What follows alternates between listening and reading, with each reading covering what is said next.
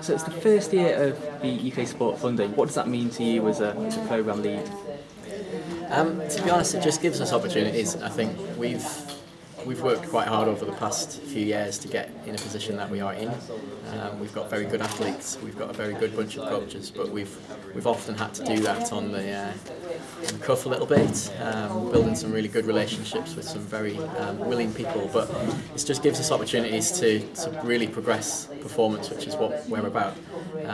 So with Brendan coming in and having oversight for both programmes, we're now doing a lot of work which cross both Olympic and Paralympic programme, and we're seeing the benefit of that already.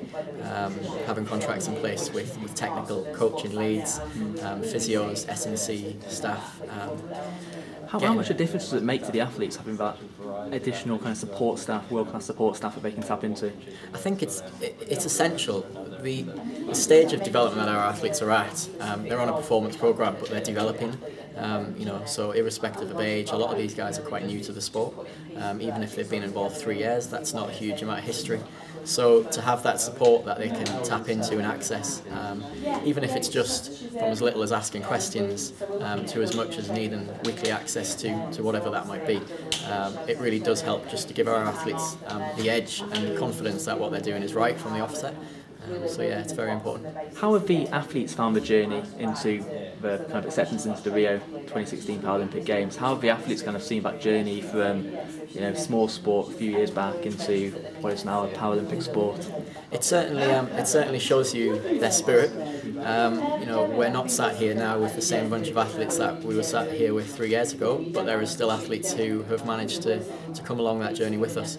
It's difficult, and one of the first sort of conversations I had with that group 3 years ago was that for you to be there in 2016, it's not going to be an easy journey, and it continues not to be an easy journey.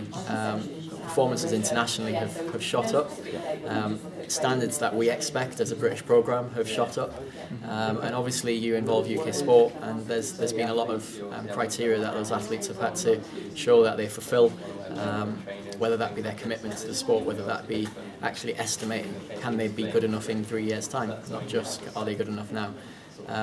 So an exciting one, very exciting journey, but I think the athletes who are still with us today are our most committed, are our most determined athletes.